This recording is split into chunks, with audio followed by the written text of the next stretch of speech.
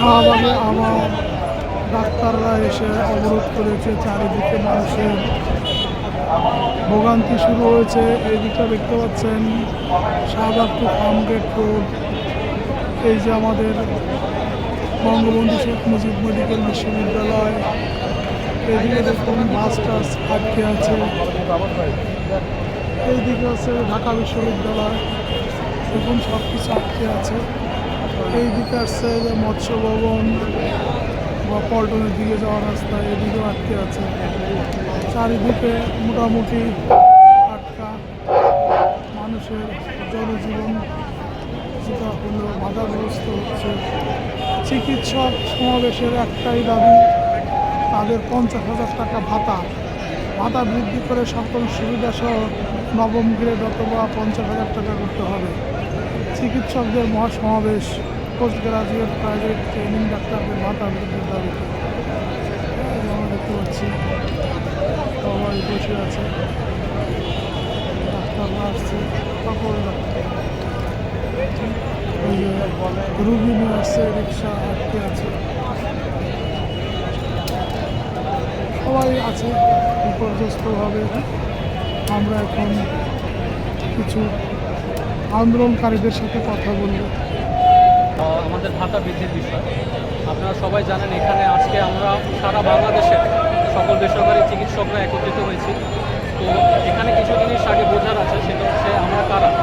আমরা কিন্তু MBBS pass করে আছি সবাই মোটামুটি 5 থেকে 6 বছর আগে, আর কেউ কেউ আছে আমাদের আরও আগে এমবিবিএস পাস করেছে। এরপর আমাদের সারা দেশে আমাদের পরীক্ষা দিয়ে, এন্ট্রান্স পরীক্ষা দিয়ে আমাদের আরও উচ্চতর প্রশিক্ষণের জন্য উচ্চতর ডিগ্রিতে পরীক্ষা দিয়ে চান্স পেতে হবে। সেই চান্স পাওয়ার পরে আজকে আমরা সবাই এই বাংলাদেশের সর্বোচ্চ প্রতিষ্ঠানগুলোতে আমাদের ট্রেনিং করছি।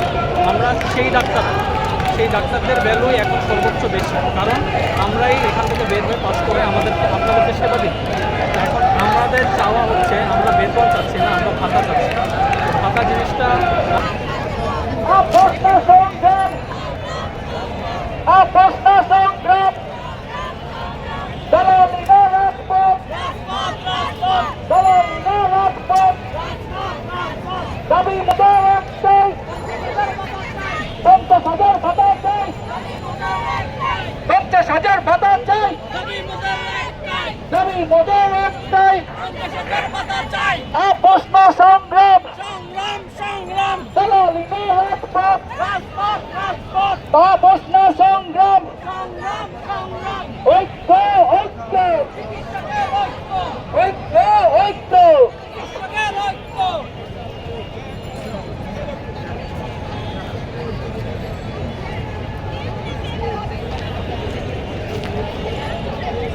আপনারা একটু কমেন্ট নেই ভাই, একটু বলেন।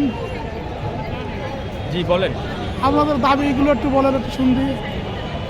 আমাদের দাবি তো এটা অনেক আগের থেকেই আন্দোলন চলতেছে। আমাদের দাবি হচ্ছে আমরা 50,000 ভাতা চাই, অথবা নবম গ্রেড ও সুযোগ সুবিধা সহ নবম গ্রেড সমমানের স্কেলে আমরা আমাদের ভাতাটা চাচ্ছি আর কি।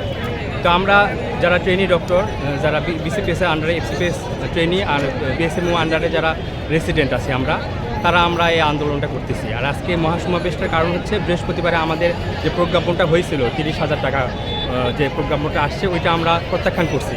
কারণ এই দ্রব্যমূল্যের ঊর্ধ্বগতির বাজারে এটা মানে একেবারে অসামঞ্জস্যপূর্ণ, এটা আমাদের সাথে, এটা আমাদের প্রাপ্য না।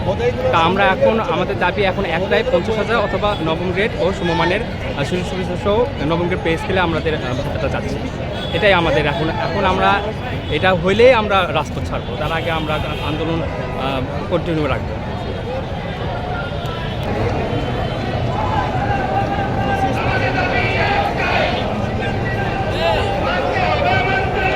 প্রবলেম বাইরে দেখছেন।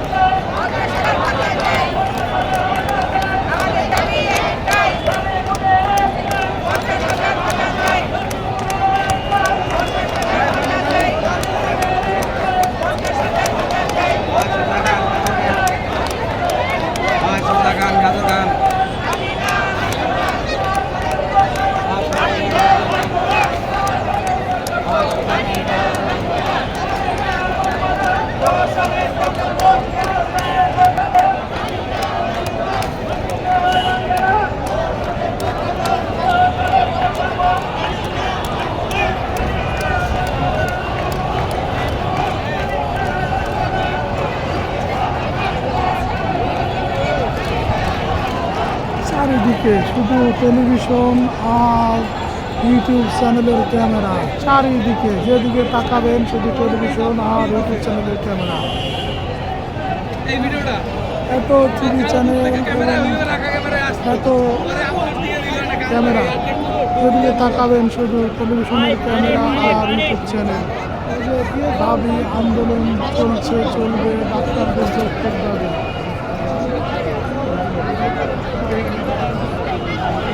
আমরা মনে করি ডাক্তারদের যৌক্তিক দাবি।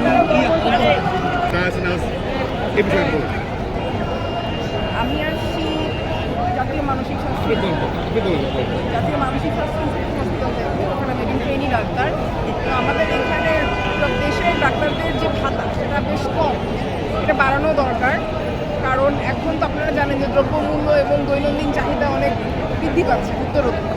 তো প্রত্যেকটা ডাক্তারই তো যখন পোস্ট গ্রাজুয়েশন ট্রেনিং করে তাদের সংসার সামলাতে হয়, বাবা মার জন্য হচ্ছে কি খেয়াল রাখতে হয়, তাছাড়া নিজের পরিবারেরও খেয়াল রাখতে হয়। সব কিছু মিলে যেই টাকা আমরা পাই ট্রেনিং, এটা আসলে সাফিসিয়েন্ট না, যথেষ্ট না। তো মানবিক দৃষ্টিকোণ চিন্তা করেন বা দেশের ভালো চিন্তা করেন, ডাক্তারদের পিছনে ইনভেস্ট করাটা আসলে আমাদের সবচেয়ে বেশি এখন জরুরি। এই দাবিতে আমরা আজকে এখানে আশা করি আমাদের প্রতি আমাদের উচ্চতর কর্তৃপক্ষ সুনজর দৃষ্টি দিবে এবং দাবিগুলো পূরণ করে দেবে। আপনারা যেভাবে দাবিটা আদায় করতেছেন, এইভাবে রাস্তা ব্লক করে মানুষের সমস্যা হচ্ছে। আপনারা ডাক্তার, অনেক রুগীরা সমস্যা পড়ছে, সাধারণ মানুষ সমস্যা পড়ছে, রাস্তা অনেক জ্যাম পাচ্ছে। তো আপনার দাবিটা তো অন্যভাবে আপনার তো চাইতে পারবেন, এইভাবে কেন? আসলে অন্যভাবে করার মতো এখানে উপায় নাই, আর অনেকদিন ধরেই তো বলা হচ্ছে। আর আমাদের খারাপ লাগতেছে সত্যি কথা যে আমাদের এখানে রাস্তার জনগণের খুব ভোগান্তি হচ্ছে। আমি নিজেও বুঝতে পারতেছি এটা আসলে সবার কষ্ট হচ্ছে, কিন্তু আমাদের ওভারঅল যে কষ্টটা হচ্ছে সমস্ত ডাক্তার কমিউনিটির, আমাদের সেই কষ্টের সামনে আমার মনে হয় এইটুকু কষ্ট করা যায়। আমরা অনেকদিন ধরেই ভুগতেছি, এই সামান্য টাকা দিয়ে আসলে চলে না। এখন আপনারাও জানেন, আপনিও তো জানেন, আপনারা তো ঘর দেওয়ার আছে, ঘর সামলাতে হয়। এই যে টাকাটা আমরা প্রায় পোস্ট গ্রাজুয়েশনের সময় একজন ডাক্তার 25-26 বছর পার করার পরে পোস্ট গ্রাজুয়েশনে ঢুকে, তখন তারা যে টাকাটা পায়, টাকাটা সাফিসিয়েন্ট না।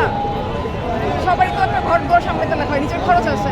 তো সেইটা যে আমরা যে ভুগতেছি এবং এটা যদি পরিবর্তন না হয় আমরা সাথে ভুগতেই থাকবো, সেটা তো পরিবর্তন হওয়া দরকার সেই অবস্থা। তার জন্যই আজকে আমাদের এভাবে আসা। আপনি কোথায় আছেন? আচ্ছা, আমি বর্তমানে আছি হচ্ছে গিয়ে জাতীয় মানসিক স্বাস্থ্য ইনস্টিটিউটে, আমি ট্রেনিংরত।